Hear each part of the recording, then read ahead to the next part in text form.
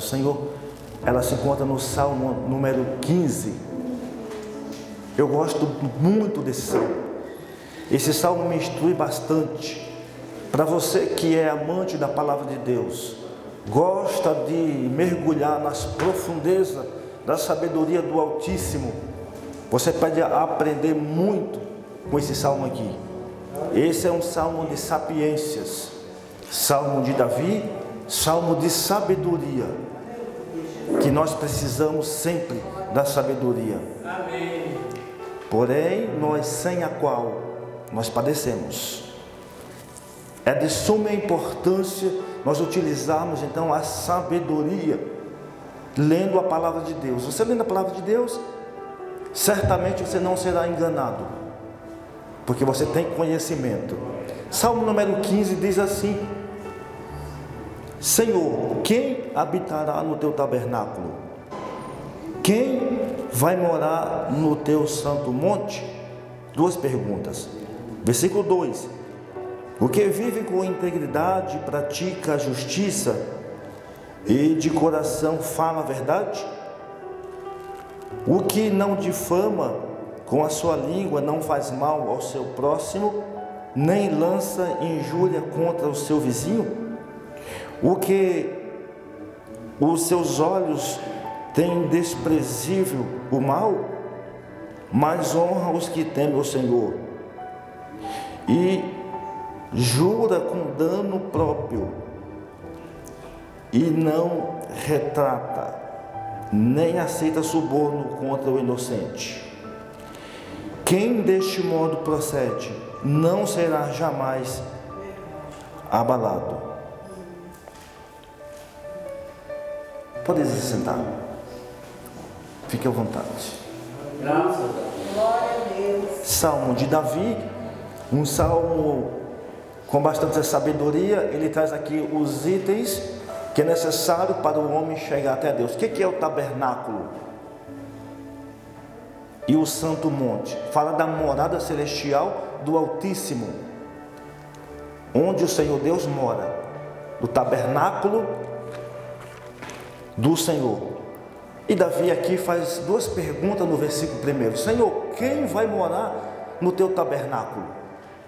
Quem vai chegar a possuir juntamente contigo aí no teu santo monte? Então ele traz esses versículos seguintes, um monte de indagação.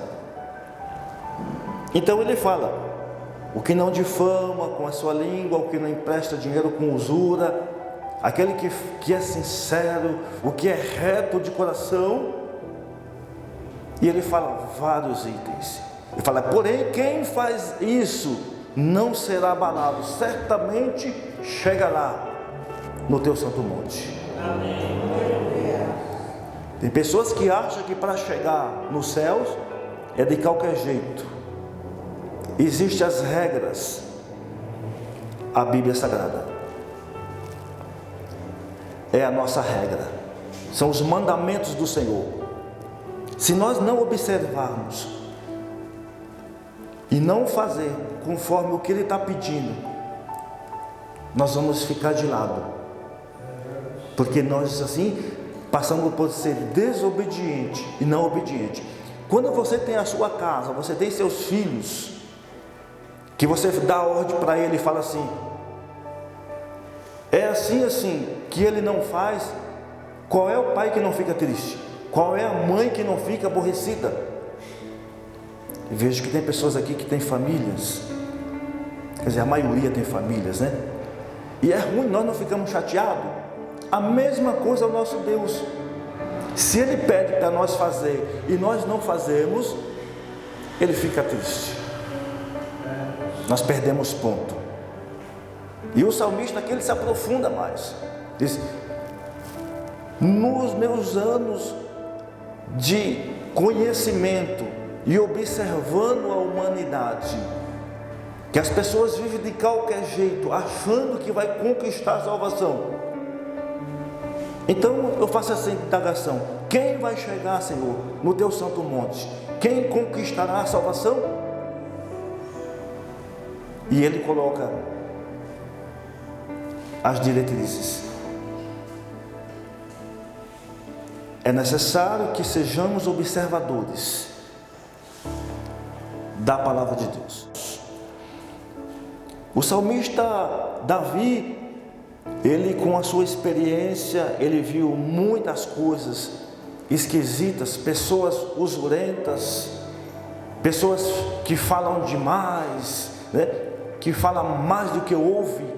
Então ele trouxe Salmo 15 para a nossa meditação, para que nós possamos entender melhor a realidade dos fatos. É um salmo de sabedoria, e que nós precisamos sempre sermos então observador então das palavras sábias do salmista. Então nós podemos entender quem vai morar no santo monte do Senhor. Não é para todos, é para aqueles que têm prazer de observar os mandamentos dele. Ouviu o louvor que a irmã trouxe agora aqui? As palavras de Jesus, né, que nos dá alegria, nos salva, não é? Não são as palavras sábias? Para isso, para você ter mais um pouco de entendimento de que o que é uma salvação, você precisa entender e ler a Bíblia. Tem pessoas que nem lê a Bíblia. Ela pega a Bíblia, guarda na sua casa, quando ela vai para o culto, ela pega e traz, só lê na igreja. É assim nós não aprendemos. Nós somos uma pessoa fácil de ser enganada. E Jesus falou isso. O profeta Oséias falou assim: conheçamos e prossigamos a conhecer o Senhor. O profeta Oséias continua falando: meu povo foi destruído por causa de falta do conhecimento. Então você precisa aprender a palavra de Deus, é necessário. Quando você vai querer entrar numa faculdade, você precisa fazer o vestibular. O que é o vestibular? É que você vai demonstrar para a faculdade que você está preparado para ingressar na faculdade. Senão você não consegue ingressar, você não vai entrar na faculdade, porque você precisa demonstrar conhecimento. Para ser um pastor precisa ter conhecimento, porque ele olha para a igreja, e o pastor também ele é psicólogo. Ele olha para a igreja, ele entende as pessoas que estão doentes espiritual, as pessoas que são doentes físico e pessoas que estão simplesmente com um tipo de embriaguez. Ele sabe detectar ali as três. Quando alguém quer enganar ele, ele não consegue. Ele tem essas três visões. Porque normalmente o pastor, ele é um teólogo. A teologia, ela é amiga, ela está alinhada com a psicologia. Então você aprende um pouco sobre a mente, sobre a vida, as reações das pessoas. Haja visto pessoas que descartam e diz que teologia é joelhogia, mas a Bíblia me afirma: conheçamos e prossigamos a conhecer o Senhor. E o salmista diz: Senhor, quem vai entrar no teu santo monte? Quem vai ser salvo? Precisamos dessas qualidades? Sim. Aí no versículo 5 fala assim: aquele que não empresta o seu dinheiro com usura. Tem pessoas que só pensam no dinheiro. Se o irmão precisar de um dinheiro, ele fala: ó, eu te empresto 100, mas eu quero 200 daqui a um mês. A Bíblia condena essas coisas. Se eu tenho de emprestar para o meu irmão, eu empresto sem usura. Não preciso ter usura no ganho, de pensar só no dinheiro. Tem outros que se acaba, ele nem precisa, está se acabando, mas ele está se acabando dia por dia por causa do dinheiro. E é necessário que a gente observamos essas coisas. E às vezes passam e nós não somos observador. Ele diz assim: aquele que fala segundo o seu coração. O que o salmista quer falar? Porque às vezes o irmão Jesus Filho, ele fala para mim assim: irmão João, é assim, assim. Aí eu falo: é isso, meu irmão, é isso e isso. Só que eu estou falando com os lábios, mas o coração está dizendo que não é aquela palavra. Ele faz uma pergunta para mim, eu falo sim, mas o meu coração diz não. Mas eu estou falando com meus lábios, sim. Aí o salmista diz: aquele que fala segundo o seu coração, ele é sincero, ele é íntegro, ele tem caráter. Glória a Deus. Então é necessário que passamos exatamente.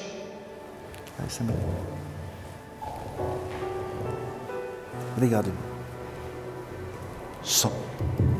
Som. Se não vamos perder o nosso tempo.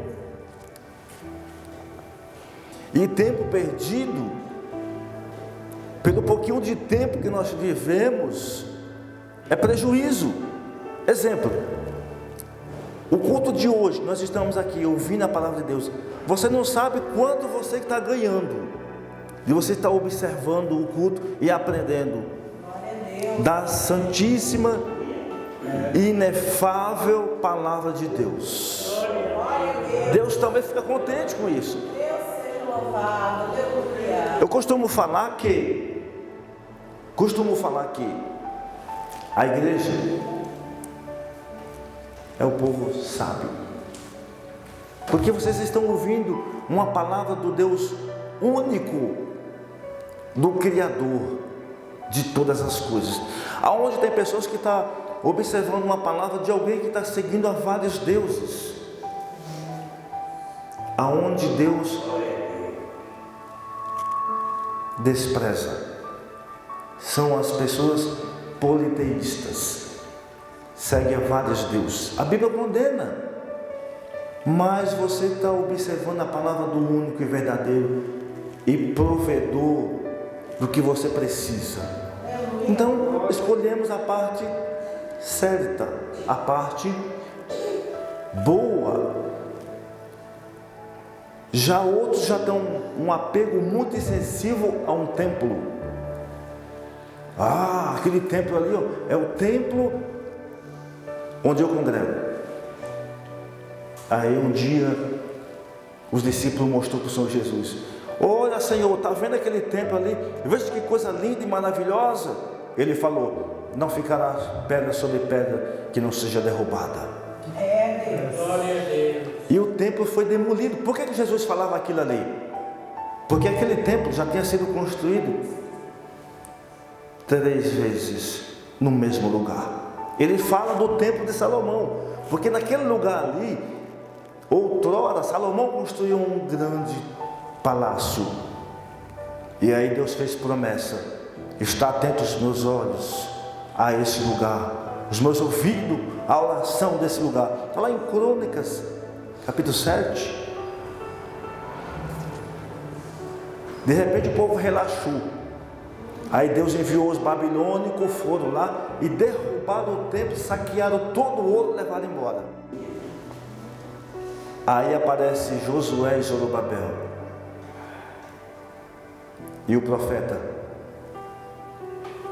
a glória da segunda casa será maior do que a da primeira. Construíram outro templo. Aí que foi o tempo que Jesus passou e observou, e alguém estava admirado aquela obra maravilhosa. Quando a gente vai lá em São João ou em Tiradentes, tem umas obras maravilhosas, lindas, e as pessoas têm apego àquilo ali. Eu já entrei em algumas lá. Eu sou curioso, eu gosto de ver as coisas, entender, conhecer, isso é muito bom. E eles falam: essa obra é obra centenária, tem não sei quantos anos, não pode ser demolida, não pode ser reformada. Mas as pessoas não entendem de que Deus, Ele sempre usou a natureza para castigar o homem. Um vendaval, um terremoto, uma grande chuva pode derrubar aquele templo e pronto. não pode mexer, que é intocável. Isso é de alguma coisa lá do estado, tombado, né? Pelo município. É uma coisa muito rara, muito cara. E as pessoas têm esse tipo de apego. Esquece de se apegar por aquilo que é mais importante, mais útil, que é a palavra de Deus. Senhor, quem vai morar no teu tabernáculo? Quem vai fazer parte do seu monte Sião? Quem é? Aquele que não tem usura, aquele que é íntegro, aquele que é sincero de coração, aquele que não almeja as coisas dos outros. Ele está falando isso. É uma bênção essas coisas. Oh, irmão João, essa palavra, ela é muito pesada. A palavra é um pouco salgada. Mas nós, hoje, nos dias de hoje, pregamos uma palavra tão light. Você precisa observar quando Jesus pregava. Ah, irmão João, mas Jesus sim. Por isso que ele tinha muitos inimigos. Porque João Batista, quando ele ia pregar, ele chamava o povo de cobra, raça de víbora. Quem vos mandou fugir da ira futura? Veja, 400 anos o povo sem profeta, sem ouvir a palavra de Deus. De repente aparece João Batista lá e o povo se reúne em volta e ele, raça de víbora. Quem mandou fugir do castigo que está para vir sobre vocês?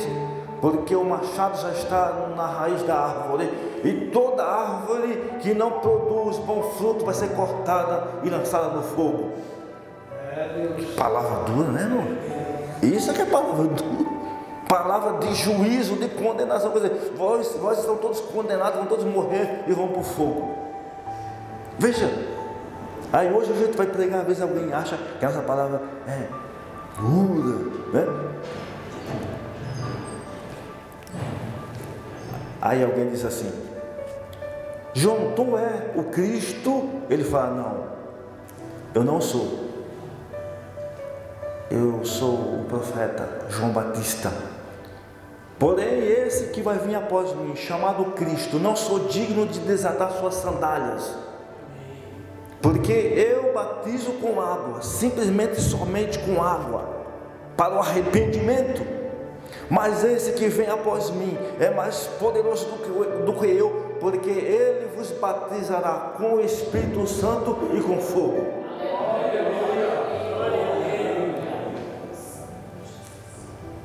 Irmãos, antigamente a palavra dos profetas só ficava quem era crente. Se você observar no capítulo do Evangelho de João, capítulo 6, versículos 70 e poucos para frente, toda a multidão abandonou a palavra de Cristo. Jesus estava pregando, mas quando ele olhou, só estavam só os discípulos. Foram saindo, e ele olhou e falou assim, Pedro, tu também não queres com eles? Aí Pedro olhou, Senhor, para onde iremos? Porque só tu tem a palavra da vida eterna. Pedro estava crente, mas estava ali para ouvir as revelações da palavra de Deus. Às vezes a palavra ela fala com a gente para nos moldar. Lá no livro de 1 Coríntios 13, ali que fala da Santa Ceia, ali nos versículos últimos, se vocês observar, Paulo escreve que o Senhor castiga todo quanto Ele ama. Aí, mas por quê? Para que não seja condenado juntamente com o mundo. Nós estamos separados, irmãos. Nós temos que passar pelo funil da palavra de Deus, senão nós somos moldados. Nós precisamos ouvir palavras quentes, palavras de correção, né? Palavras que possam nos moldar, para que a gente possamos entender de que Deus não está gostando da nossa situação. Os profetas, que nem o profeta Isaías e outros profetas, que ele entregava recados. O profeta Jonas, quando chegou em Nínive, imagina o que ele começou a falar quando ele chegou ali. Vocês têm noção? Depois de muito tempo, passou pelaquela tempestade, o peixe engoliu ele entra na cidade depois de um tempo, cheirando a peixe, cansado. E imagine, mas ele chega lá e fala: olha, povo de Nínive, escutai a voz do Senhor. E diz a palavra que todo mundo partiu para ouvir a palavra e proclamaram um jejum, porque Jonas falava: daqui a pouco tempo essa cidade será destruída, se vocês não se arrepender. Aí a Bíblia diz que os ninivitas ouviram a palavra, se arrependeram, e Deus se arrependeu de destruir a cidade, porque o povo ouviu a palavra. Às vezes a palavra, quando ela vem para o nosso bem, e às vezes a gente não queremos ouvir, mas às vezes é de suma importância que nós nos alimentamos com o ouvido, o alimento espiritual. E o salmista está falando: quem vai morar, Senhor? Quem vai ter salvação? Quem são as pessoas que vai chegar lá? São os remidos, são os de caráter, as pessoas fiéis, aqueles que trabalharam para isso, aqueles que fizeram do impossível, porque não é fácil. Quando você trabalha numa empresa, você tem um horário, você é subordinado a alguém, e quando você não obedece, esse alguém não fica contente, vai mandar você embora, vai colocar outro que obedeça, que faça o serviço que você não quer fazer. Já trabalhei em empresa, tem o horário de chegar, o horário de sair. Já com Deus nós somos mais relaxados um pouco. Não, porque Deus é pai, mas não é padrasto. Engana-se, Ele também nos corrige. Não vamos pegar historinhas lá fora que as pessoas inventam, mas vamos aprender na íntegra a palavra de Deus, o que ela tem para nós: o bálsamo, o azeite, a correção, o conselho, a sabedoria expressa nesse livro. Ele salvará a nossa vida. Que Deus continue falando com a igreja. Nós estamos felizes de estar com você.